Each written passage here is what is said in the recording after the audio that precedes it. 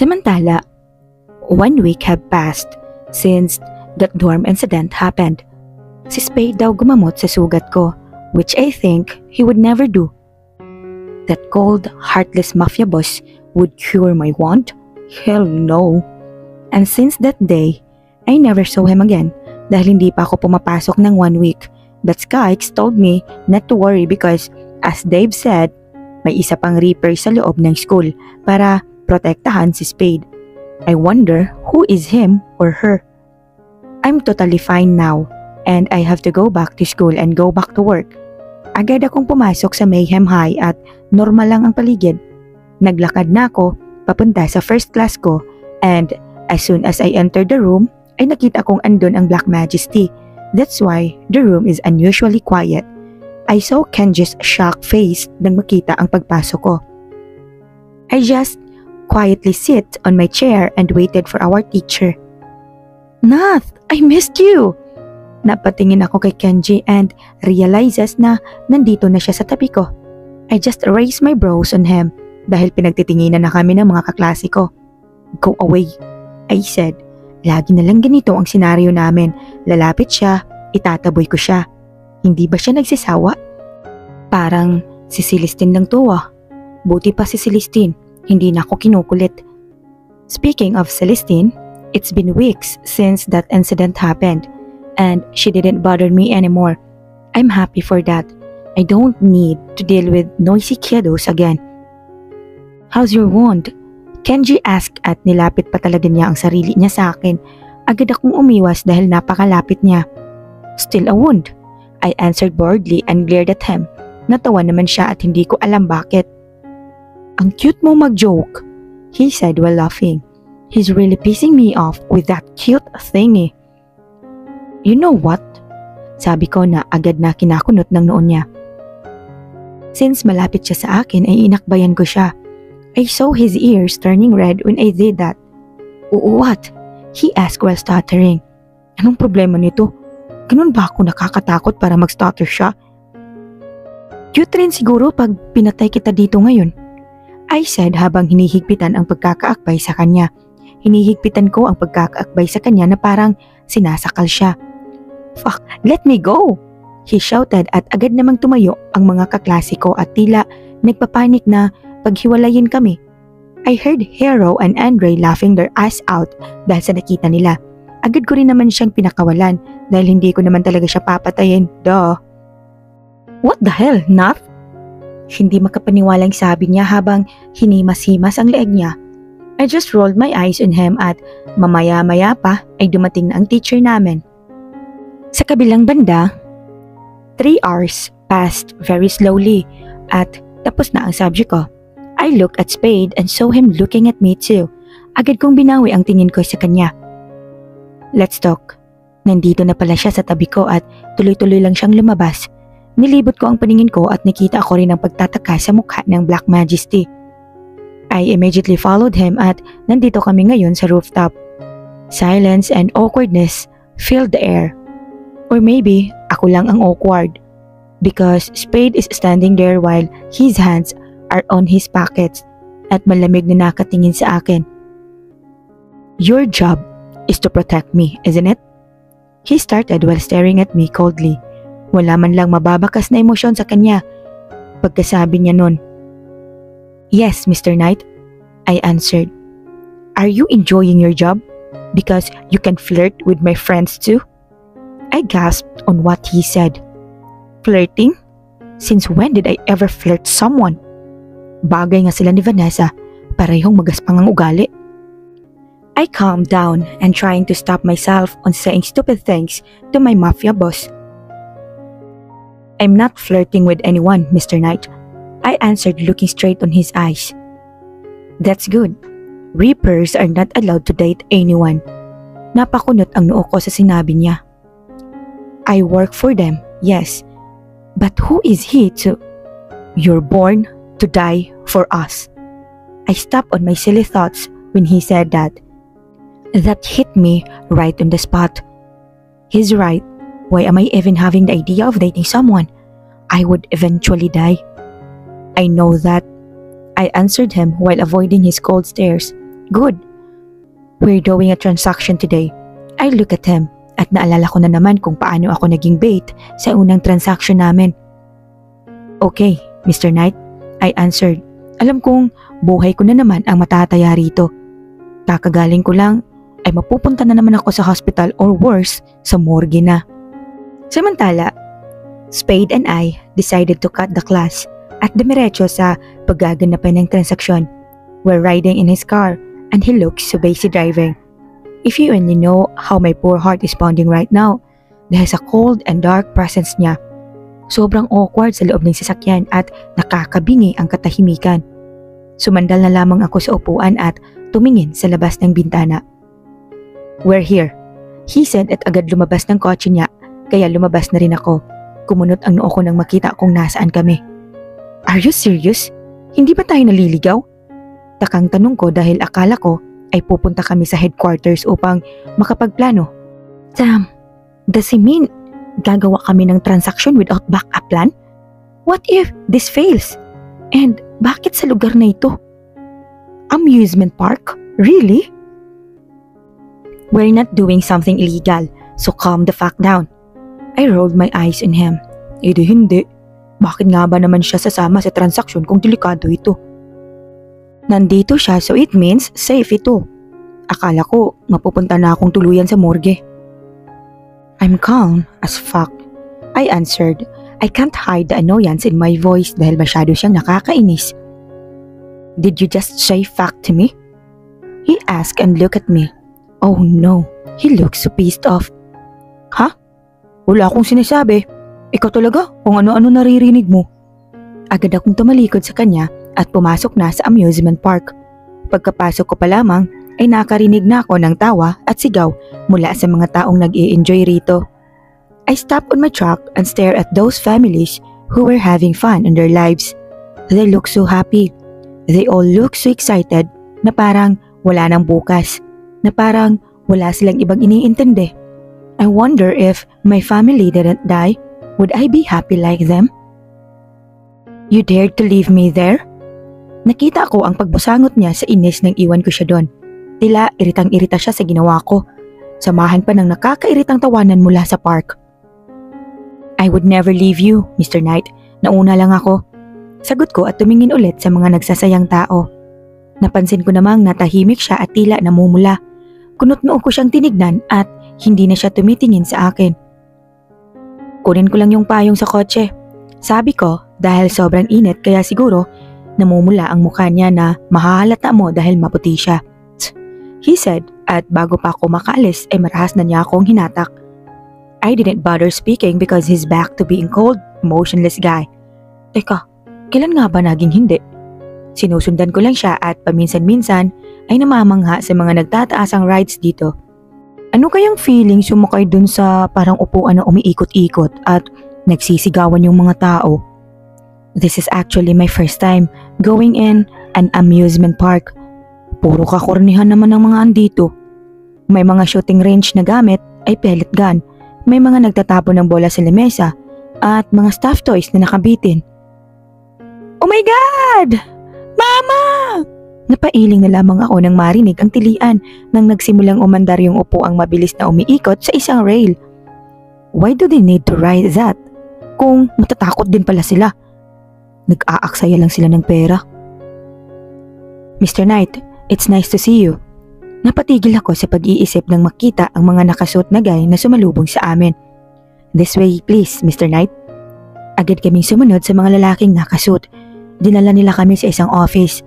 Ngunit papasok na sana ako nang harangan ako ng isang nakasuot na lalaki. Sorry, but this meeting is confidential. Sabi sa akin ng men in black. Tumingin ako kay Spade na parang sinasabi kong sasapakin ko na ba to para makapasok ako. Stay there, he said bago tuluyang sumara ang pintuan. Inis na humakbang ako paatras. Damn him. Sinama pa niya ako. Di rin naman ako papapasukin. Mga gaano kaya katagal yan? Tanong ko sa isang lalaki na nakasuot. The meeting is scheduled to last for 2 hours. Sabi ng isa, nakasuot. 2 hours? You mean, tatayo lang ako rito ng 2 hours? I decided na lumibot na lang muna since 2 hours pa daw ang tagal nun. sinabi naman ni Spade na that's not illegal, so maybe that's about legal businesses. Lumabas ako doon at bumalik sa labas kung saan makikita ang maraming rides. Naglalakad-lakad ako upang maalis ang boredom ko, pero mas lalo lang akong nabobore dahil hindi naman masaya rito. Bakit kaya tawa ng tawang mga tao? Babaw naman ang kaligayahan nila. Doon naman tayo sa roller coaster. Ayoko, nakakatakot yan eh. Ang duwag mo naman. Tumingin ako sa dalawang taong nag-uusap. Siguro, couple sila dahil naka-couple shirt sila. Ew, why do I sound so bitter? I just rolled my eyes on them at buti na lamang ay may nakita akong ice cream. Siguro, yun na lamang ang pagkakaabalahan ko. Kuya, isa nga. Sabi ko habang nilalabas ang pera sa bulsa ko. 10 o yung 20? Tanong niya kaya napatingin ako sa kanya. Wala bang 100? Takang tanong ko sa kanya. Ang mura naman ng ice cream na yun. Gawa ba yan sa tubig? Baka gusto mo bilhin mo na lang tong buong lalagyan, he said sarcastically. Medyo nainis ako sa asal niya. Hinahamon niya ba ako? Baka gusto niyang pati siya bilhin ko. Inis na inabutan ko siya ng 20 at anak ng teteng, napakakonti naman nito. Sabi ko na nga ba, dapat 100 pesos na lang binili ko eh. Inis kong hinablot sa kamay niya yung ice cream at nagsimula ng kainin nito. Kanina pa kita nakikitang nakatitig sa roller coaster. Bakit di ka sumakay? I look at Manong ice cream when he suddenly speaks. Why would I even ride that corny thing? I didn't answer him and continued eating my ice cream. In fairness, mukha lang madumi pero masarap siya. Kung ako sa'yo, sasakyan ko na yan. Baka last time na to. Balita ko, may bumibili na ng lupa na ito para gawing hotel. I look at him when he said that. Hotel? This place will turn into hotel? I immediately thought of Spade. Is that the legal transaction he's talking about? Sa ilang taon na pagtitinda ko rito ng ice cream, ay natutuwa ako na makita na masaya ang mga tao rito.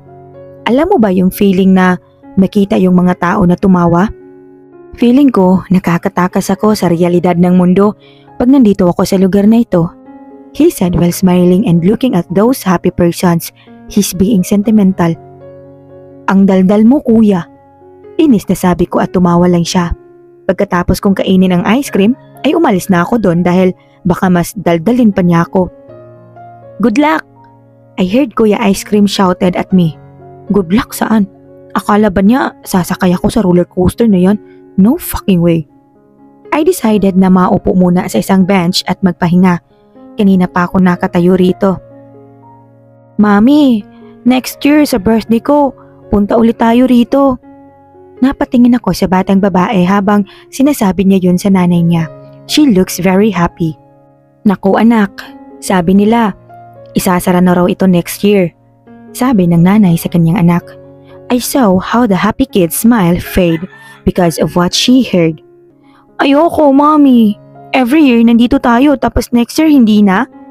Paiyak na ang bata ngunit agad naman siyang binuhat ng kanyang ina. Samantalang tumatawa lang ang ama nito habang nakatingin sa kanila. Napailing na lamang ako sa nakita ko.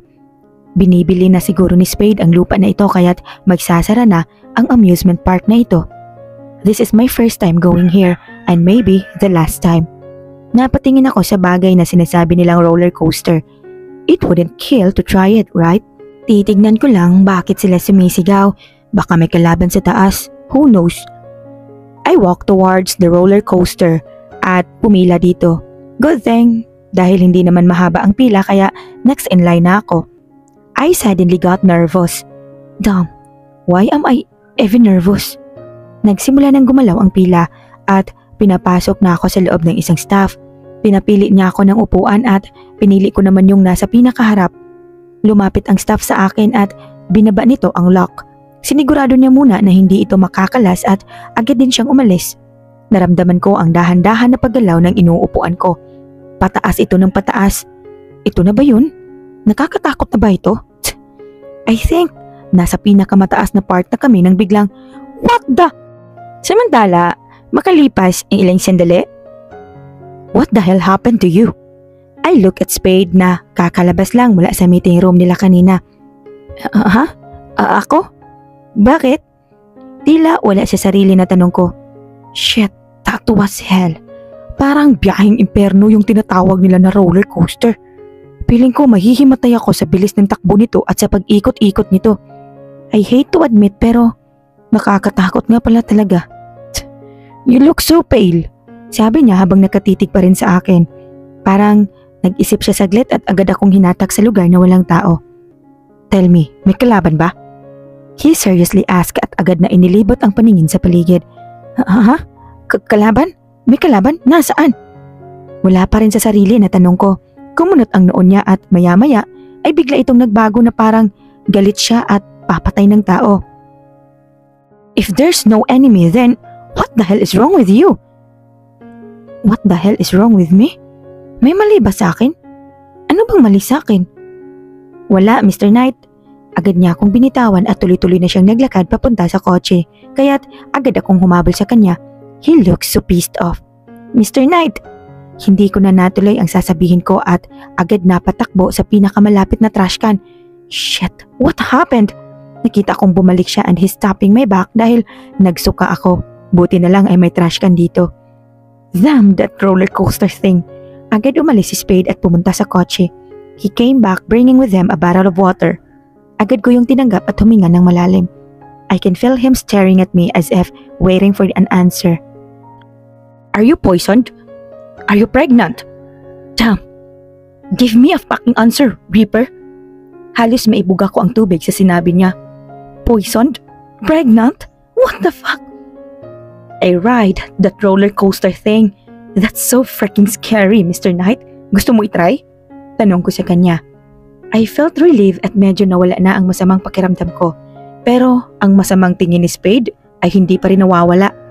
I saw him clenching his jaw at agad nag-walk out at pumasok sa kotse. Sumunod naman ako agad sa kanya. Bakit ba siya nagagalit?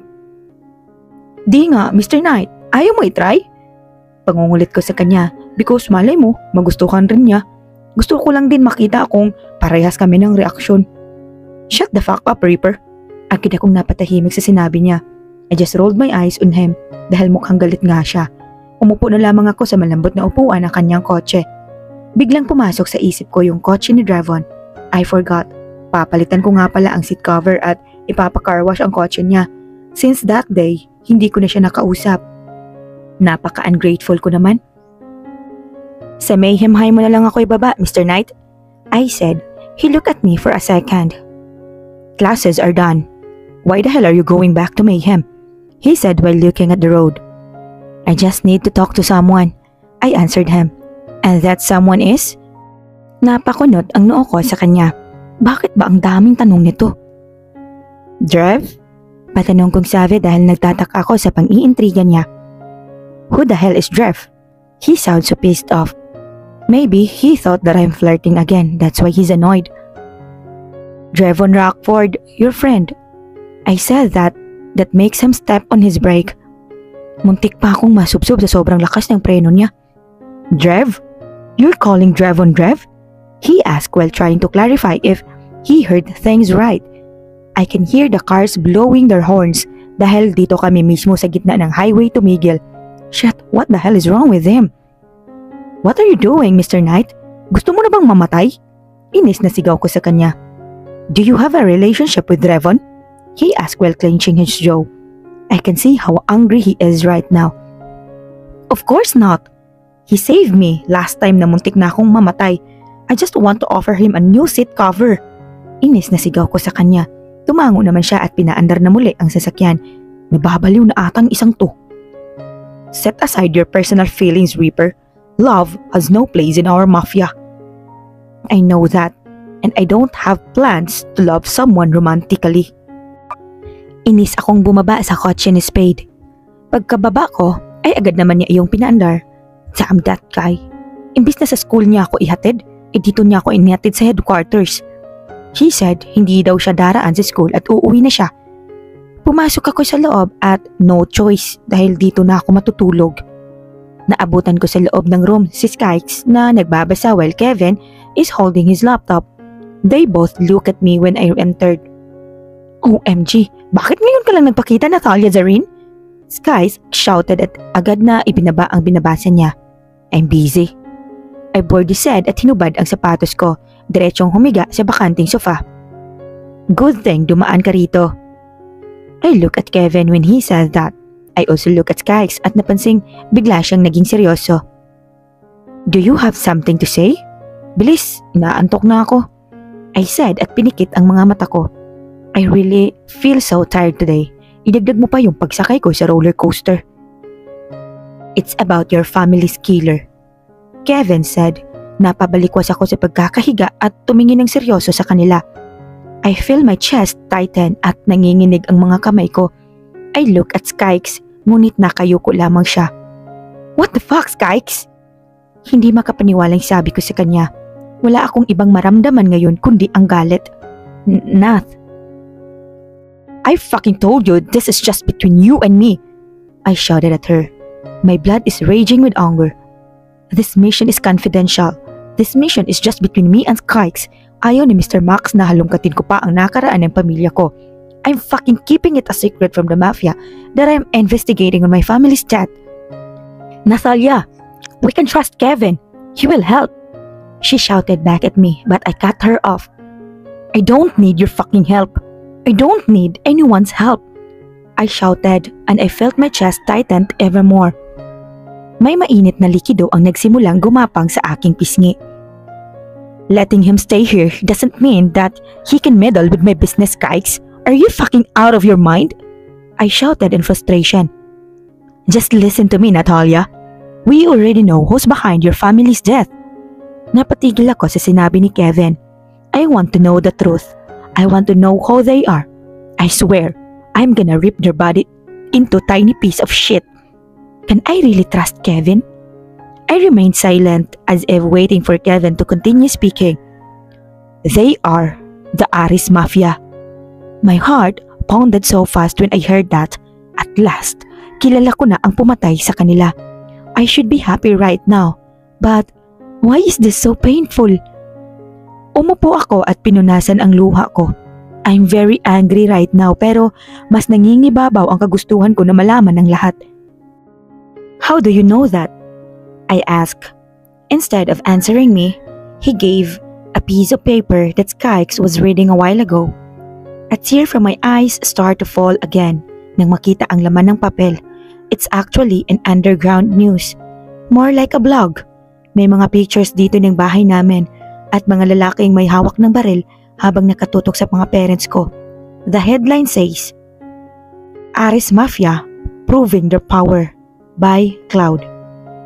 The pictures were blurry, like it was taken from a distance, but it is very clear to me because this is what exactly happened during that night. Tell me more about Aris Mafia, I said coldly while still looking at the paper. Sadly, no one in the underground knows who owns that mafia and who works for them. No, I will look for them. I will hunt them even in the deepest hell. The only thing we can do is to find the one who wrote that article. Napapikit ako sa narinig ko. It's like finding someone who doesn't exist. I know how tight the confidentiality of the underground is. Alam kong hindi basta-basta ang gagawin kong paghahanap sa taong nagsulat nito. But if this the only way, I'm willing to make everything possible. Wala ako sa sariling naglalakad patungo sa Mayhem High. Isa lamang ang laman ng utak ko ngayon, ang Aris Mafia. Ni hindi ako nakatulog kakaisip ng paraan paano mahahanap ang taong nagsulat ng article na iyon. I need to find who the fuck that Cloud is. Hindi ako tumuloy sa klase dahil wala ako sa mood. Ayokong makarinig ng mga lessons na hindi ko rin naman magagamit para sa kinabukasan ko, sadly. Dumiretso ako sa mini forest. At least, I can find peace and comfort here. Humiga ako sa isang bench at ginawang unan ang dala kong bag. Skipping the class again, huh? Napadilat ang aking mata nang marinig ko ang boses na iyon. As much as I want to push him away, I don't have energy left in me. I'm so drained last night at tila tinangay nito ang lahat ng sigla ko kahit wala ako nun sa bahay. But I remembered I need to talk to him. Huminga ako ng malalim at umupo. Nakita ko siyang nakaupo sa ugat ng isang puno katapat lang ng bench na hinihigaan ko. He wears his usual bored face while looking at me. About what happened that night, let me buy a new seat cover for you. I said, but he just smirked at me. No thanks, he answered. Bumalik ako sa pagkakahiga nang sinabi niya yun. Okay, ayoko siyang pilitin, baka pumayag eh. Hindi ko na rin siya narinig pa na nagsalita. Yan ang gusto ko sa kanya. I know he can sense that I need peace. I can feel him went closer to me, kaya dinilat ko ang mata ko. Pumunta lang pala siya sa table na katabi ng hinihigaan ko at humiga rin siya doon. Bale, halos magkatapi kami pero nasa upuan ako, nasa lamesa siya. Why are you studying here at Mayhem High Drive? I asked him. I don't know why am I even asking him that or where did I get that question. I just feel like asking him that. This school is said to be school for gangsters. I wonder, how did he become a gangster? And I wonder how he became friends with Spade. So, you prefer on calling me Drive now? He said, not minding my question. I can feel him smirking when he said that. Would you believe if I tell you that I'm a part of a mafia? I was partly shocked on what he said. Partly because I thought he's just a gangster, and partly because I know that Black Majesty is not just a group of gangsters. Really? I asked him. Yeah, my father owns the Sifos Mafia. It's not a secret that we own that mafia, so it's okay for you to know. He said, I have heard about Sifos Mafia before. Sifos Mafia is Night Mafia's #1 ally. Now I know why Spade and Drevon are friends. You doesn't seem to be shocked at all, he said while he laughed a bit. It's not my first time hearing him laugh, but I'm still amazed on how sexy he laughs. Damn, what am I even saying? I'm shocked, di lang halata, I boldly said. Spade's Mafia is our ally. Our mafia belongs to Constellation Organization. Napakunot ang noo ko sa narinig ko. Constellation Organization? It's my first time hearing that. Constellation Organization? I asked him with curiosity evident in my voice. That organization is composed of hundreds of different mafias. Night Mafia doesn't belong to that organization, but that doesn't mean we're enemies. Mafias in that organization are ranked according to power and wealth. The three most powerful are our Sifos Mafia, next is the Orion Mafia, and the Aris Mafia. Napaupo ako sa narinig ko. My heart is pounding like crazy and my hands start to tremble para akong binuhusan ng napakalamig na tubig sa narinig ko. Aris Mafia? I asked Drevon, and Drevon looked at me with confusion on his face. Yeah, Aris Mafia. No one knows who owns them and who works for them. That's their strength, their confidentiality. No, hindi pwede. Malalaman ko kung sino sila. Nararamdaman kong malapit ko na silang makita at sisiguraduhin ko lahat sila mabubulok sa impyerno. I look at Drevon. I need him. So far, siya ang nakikita kong makakatulong sa akin. If he belongs to that organization, there's a big chance na magagamit ko siya para malaman kung sino ang nasa likod ng Aris Mafia.